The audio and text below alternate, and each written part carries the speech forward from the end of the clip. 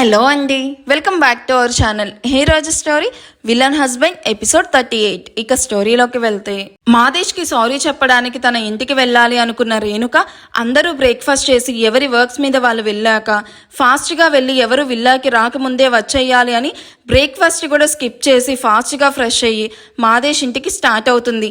మాదేశ్ ఇంటి ముందు పార్టికోలో car park చేసి అన్నయ్యకు ఏదో ఒకటి చెప్పి కన్విన్స్ చెయ్యాలి, నిన్న అట్లీస్ట్ అన్నయ్యకి సారీ చెప్పడానికి కూడా కుదరలేదు అనుకుంటూ ఇంట్లోకి అడుగు పెడుతున్న రేణుకాకి హాల్లో కనిపించిన సీన్కి ఒక్క క్షణం కళ్ళ ముందు జరుగుతుంది చూసి షాక్తో ఉన్న చోటనే అడుగు ముందుకు పడక ఆగిపోతుంది.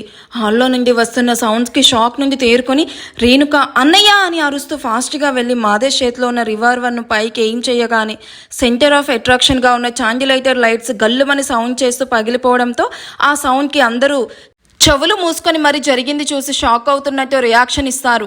అది చూసిన మాదేశ్ కన్నింగా నవ్వుకుంటూ ఇందాక జరిగింది గుర్తు చేసుకుంటాడు. నెక్స్ట్ స్టెప్ ఎలా వెయ్యాలి, ఎంత జాగ్రత్తగా ప్లాన్ చేయాలి అని ఆలోచిస్తూ ఉన్న మాదేశ్కి పోర్టికోలో ఆగిన రేణుక కార్ సౌండ్ విని తన మెదడులో కన్నింగ్ ప్లాన్ రావడంతో వెంటనే తన రూమ్కి వెళ్ళి తన లైసెన్స్ రివాల్వర్ తీసుకుని హాల్లోకి వచ్చి ముగ్గురికి తన ప్లాన్ ఎక్స్ప్లెయిన్ చేస్తాడు. హాల్లో కూర్చొని కాఫీ సిప్ చేస్తూ ఉన్న శ్వేత, హరీష్, హరిణీలతో హే లిజన్, రేణుక వస్తుంది, మేబీ నాకు సారీ చెప్పడానికి వస్తున్నట్టుంది. తన మనసుని ఆల్రెడీ ఆ జై వినయ్లు మార్చేసి ఉంటారు కాబట్టి ఇప్పుడు నన్ను నేను షూట్ చేసుకొని చేస్తున్నట్టు యాక్ట్ చేస్తాను, అండ్ మీరు కూడా ఆపడానికి ట్రై చేస్తున్నట్టు యాక్ట్ చేసి రేణుక రాగానే తనని సెంటిమెంట్తో లాక్ చేయండి అని వాళ్ళకి రేణుకతో ఏం మాట్లాడాలో చెప్పి సరిగ్గా రేణుక హాల్లోకి వచ్చేసరికి తనకు తాను రివాల్వర్ గురిపెట్టుకొని చస్తున్నట్టు డ్రామా ప్లే చేస్తాడు. మాదేశ్ చేస్తున్నది డ్రామా అని తెలియని రేణుక మాదేశ్ని అలా చూసి అన్నయ్య అంటూ ఫాస్ట్గా వెళ్ళి ట్రిగ్గర్ నొక్కుతూ ఉన్న మాదేశ్ చేతిని పట్టుకుని ఆపి పైకి గురిపెట్టగానే సెంటర్ ఆఫ్ అట్రాక్షన్గా ఉన్న చాండిలియర్ పగిలిపోయి హాల్ మొత్తం గాజు ముక్కలు పరుచుకుంటాయి. అసలు ఏం చేస్తున్నావన్నయ్యా, ఏంటి పిచ్చి పని, నేను రావడం 2 minutes లేట్ అయ్యుంటే ఏం జరిగేదో తెలుసా, అయినా ఎందుకింత ఆవేశం అంటూ మాదేశ్ చేతి నుండి రివాల్వర్ తీసుకుని కంగారుగా చూస్తూ అడుగుతుంది. మహా అయితే నా ప్రాణం పోయేది, అంతే కదా రేణుక, నాకు జరిగిన అవమానం కంటే నా ప్రాణం పెద్దదేమీ కాదు. ఇన్నాళ్ళుగా నీ కొడుకు కూతుర్ను ప్రాణంగా ప్రేమిస్తున్న నా పిల్లలకి వాళ్ళు ఇష్టపడ్డ వాళ్ళతో అట్లీస్ట్ మ్యారేజ్ కూడా చేయలేకపోతున్నా అన్న బాధ, ఈ బాధ భరించడం కంటే చావడమే బెటర్. అన్నయ్య నువ్వు ముందు ఇలా రా అంటూ మాదేశ్ని సోఫాలో కూర్చోపెడుతూ తన పక్కనే కూర్చొని నిన్న జరిగింది నేను కూడా డైజెస్ట్ చేసుకోలేకపోతున్నాను అన్నయ్య. నువ్వే కాదు హరీష్, హరిణీలను నా పిల్లలకిచ్చి చెయ్యాలని నాకు కూడా చాలా ఆశగా ఉండేది, కానీ ఏం చేస్తామన్నయ్య, మాయా హరీష్ పేరు చెప్తే చాలు మండిపడుతుంది, అండ్ దానికి ఇష్టం లేకుండా ఆ ఇంట్లో ఏదీ జరగదు. పైగా జై కూడా చాలా స్ట్రాంగ్గా చెప్పాడు ఇంకోసారి మ్యారేజ్ టాపిక్ తీస్తే బాగోదని, అందుకే మనం కష్టంగా ఉన్న రియాలిటీను యాక్సెప్ట్ చేయాలన్నయ్య అంటూ తల వంచుకొని బాధగా చెప్తుంది. మాదేశ్ చెప్పినట్టే జై రేణుక మనసుని పూర్తిగా చేంజ్ చేశాడని నలుగురు ఒకరి మొహాలు ఒకరు చూసుకొని రేణుక వైపు చూస్తారు. నాకు ఈ విషయం గురించి చెప్పడానికి చాలా బాధగా ఉందన్నయ్య, బట్ నువ్వు ఎలా నేను ఇష్టపడ్డ వినయ్ను నా లైఫ్లోకి తీసుకొని వచ్చావో సేమ్ వే నా కూతురు ఇష్టపడ్డ పర్సన్నే తన లైఫ్లోకి తీసుకొని రావాలనుకుంటున్నాను. ఎందుకంటే నాకు మాయా హ్యాపీనెస్ కంటే ఏది ఎక్కువ కాదు. హోసి నా పిచ్చి చెల్లి, ఆ వినయ్ను నీకిచ్చి పెళ్లి చేసింది నువ్వు ఇష్టపడ్డావని కాదే, వాడి వెనక ఉన్న ఆస్తి కోసమే అని కన్నింగా అనుకుంటూ మాయాకి హరీష్ అంటే ఇష్టం లేనప్పుడు నువ్వు మాత్రం ఏం చేస్తావు రేణుక, మాయా లాంటి మంచి అమ్మాయిని కోడలుగా చేసుకునే అదృష్టం మాకు లేదు అంటూ బాధ నటిస్తూ చెప్తాడు మాదేశ్. అయ్యో అన్నయ్య బాధపడుకో, ఆ అదృష్టం మీకు కాదు మాకు లేదు, అందుకే ఇలా గొడవ జరిగి మన 2 ఫ్యామిలీస్ మధ్య డిస్టర్బెన్స్ వచ్చింది అని డల్గా చెప్తూ ఇంకో 1 వీక్లో అందరం శారదా అత్తయ్య ఊరికి వెళ్తున్నాం, మీరు కూడా రావచ్చు కదా అన్నయ్య ప్లీజ్. వద్దులే రేణుక, మేము రావడం జై మాయాలకి ఇష్టం లేదు, అయినా వాళ్ళు మమ్మల్ని దూరం పెట్టాలనుకుంటున్నారు, అండ్ హ్యాపీగా మీ ఫ్యామిలీ మొత్తం కలిసి టైం స్పెండ్ చేయడానికి వెళ్తుంటే మధ్యలో మేము రావడం, మమ్మల్ని చూసి వాళ్ళు డిసప్పాయింట్ అవ్వడం నాకు ఇష్టం లేదు. మీరు సంతోషంగా వెళ్ళిరాండి రేణు, నువ్వు ఎక్కడున్నా ఈ అన్నయ్య కోరుకునేది నీ హ్యాపీనెస్ మాత్రమే రేణుక. మ్యారేజ్ జరగనంత మాత్రాన మీరు నా ఫ్యామిలీ అవ్వకుండా పోతారా అన్నయ్య, నేను వినయ్కి వైఫ్ కాకముందే నేను నీ చెల్లిని, అది నేను నా ఊపిరున్నంత వరకు మర్చిపోను. అండ్ మాయా విషయం అంటారా, దానికి అర్థమయ్యేలా నేను చెప్తాను, కానీ మీరు ఇంకేం చెప్పకుండా మాతో పాటు రాండి. అయినా ఈ విలేజ్కి మేం మాత్రమే వెళ్ళడం లేదు, మాతో పాటు మహదీర్ ఫ్యామిలీ అండ్ జై ఫ్రెండ్స్ అమ్మర్ అండ్ ఇంకా ఇద్దరు ఎవరో క్లోజ్ ఫ్రెండ్స్ కూడా వస్తున్నారు. హరీష్ రేణుక ముందు నీస్ మీద కూర్చొని, అత్తయ్య నాకు చిన్నప్పటి నుంచి మాయా అంటే చాలా ఇష్టం. ఎంత అంటే మాయా హ్యాపీనెస్ కోసం తనకి మళ్ళీ కనిపించినంత దూరం వెళ్ళిపోవాలనిపించేంత. అందుకే నేను మళ్ళీ మాయా ముందుకు రావాలని అనుకోవడం లేదు. ఐఎమ్ సారీ అత్త అని రేణుక పిలుస్తున్న ఆగకుండా వెళ్తున్న హరీష్ వైపు బాధగా చూస్తూ ఉంటుంది రేణుక. అత్త, నేను హరీష్ అంత గొప్పగా ప్రేమించకపోవచ్చు, బట్ భావనే నా ప్రపంచంగా అనుకుంటూ వచ్చాను. ఆల్ ఆఫ్ ది సడన్ భావ నాకు ఇలా దూరం అవ్వడం నేను తట్టుకోలేకపోతున్నాను.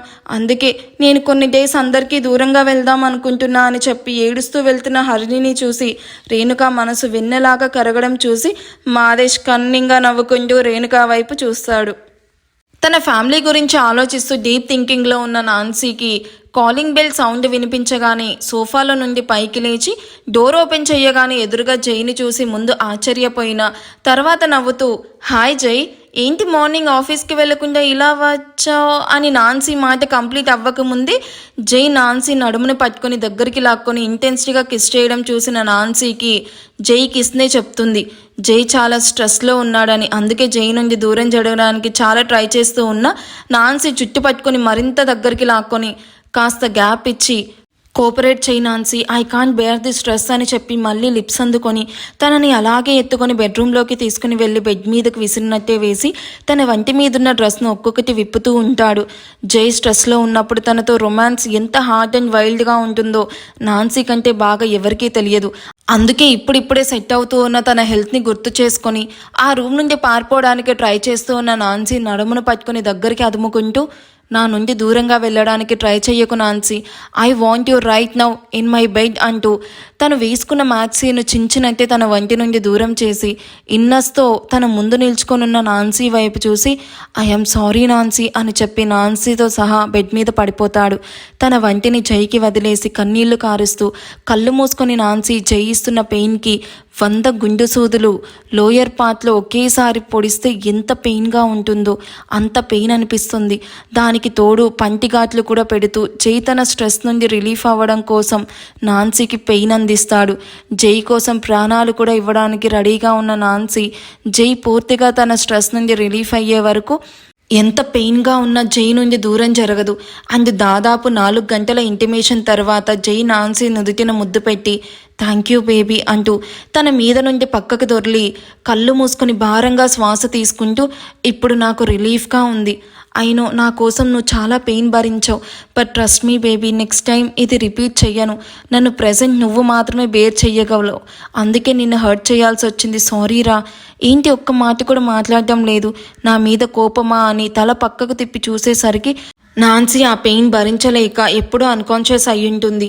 నాన్సీను అలా చూసిన జై నాన్సీ బుగ్గలు తడుతూ పిలుస్తూ ఉన్నా నాన్సీలో ఎటువంటి చలనం ఉండదు. దాంతో కంగారు పడ్డ జై వెంటనే తన డ్రెస్ ఎక్కడ పడిందో వెతుక్కొని మరీ డ్రెస్అప్ అయ్యి వెంటనే తన ఫ్రెండ్ కమ్ డాక్టర్ అయిన డాక్టర్ సంధ్యాకి కాల్ చేస్తాడు. నీతో టెంపుల్కి రావాలంటే పెద్ద తలనొప్పి అయిపోతుంది మమ్మీ, ఏం జీన్స్లో వస్తే దేవుడు గుడి నుండి గెంటేస్తాడా అని విసుక్కుంటూనే పర్పుల్ కలర్ డిజైనర్ సారీ కట్టుకున్న ఆద్య కార్ డ్రైవింగ్ సీట్లో కూర్చుంటూ గయ్యమని అరుస్తూ ఉంటుంది. అబ్బబ్బా ఏంటి నీ గోల, 2 గంటల నుండి అరుస్తూనే ఉన్నావు, టెంపుల్కైనా అమ్మాయిలా రావడం నేర్చుకో, ఎప్పుడు అవే జీన్స్లు వేసుకొని తిరుగుతావు, ఇలా అయినా నన్ను ఆనందపడనివ్వు, ఇక నోరు తెరవకుండా టెంపుల్కి పద అని పక్కన కూర్చొనున్న శైలు కూడా అంతే సీరియస్గా చూస్తూ అంటుంది. అని మూతి తిప్పుతూ దీన్ని క్యారీ చేసే వాళ్ళకు తెలుస్తుంది నొప్పి అని ఇరిటేట్ అవుతూ టెంపుల్ వైపు డ్రైవ్ చేస్తూ ఉన్న ఆద్యాకి మాన్యా నుండి కాల్ రావడంతో బ్లూటూత్ ఆన్ చేసి స్పీకర్లో పెడుతూ డ్రైవింగ్ కంటిన్యూ చేస్తుంది. ఏయ్ ఎక్కడున్నావి, ఇవాళ మనకి ఇంపార్టెంట్ కాన్ఫరెన్స్ ఉంది, అది గుర్తుందా నీకు, 10 అవుతున్నా ఇంకా ఆఫీస్కి రాలేదేంటి, ఎక్కడున్నావు అంటూ విసుగ్గా అరుస్తుంది మాన్యా. ఎక్కడుంటా కారులోనే ఉన్నానే. ఆ కార్ ఎక్కడుంది, రోడ్డు మీద, అది ఎటువైపు వెళ్తుంది, నేను ఎటువైపు వెళ్తే అటువైపు వెళ్తుంది, నీ తిట్టడానికి బూతులు కూడా రావడం లేదు, ఎక్కడున్నావు, ఇరిటేట్ చేయకుండా చెప్పు. మమ్మీ మీద టెంపుల్కి వెళ్తున్నా, దర్శనం అయ్యాక బతికే ఉంటే ఇంకో 1 అవర్లో అక్కడ ఉంటాను అని కాల్ కట్ చేసిన ఆద్య బిహేవియర్కి ఈ తిక్కలు దాన్ని ఎవడు చేసుకుంటాడో కానీ వాడి జీవితం మొత్తం అంతేగా అంతేగా అంటూ బ్రతికేయాలని నిష్ఠూరిచ్చి తన క్యాబిన్కి వెళ్తుంది మాన్య. నాకు ఆఫీస్కి టైం అవుతూ ఉంటే సడన్గా ఈ టెంపుల్ ప్రోగ్రామ్ ఎందుకు పెట్టావు మమ్మీ అని అడుగుతూ టెంపుల్లోకి తన మదర్తో పాటు నడుస్తూ ఉంటాడు అతను.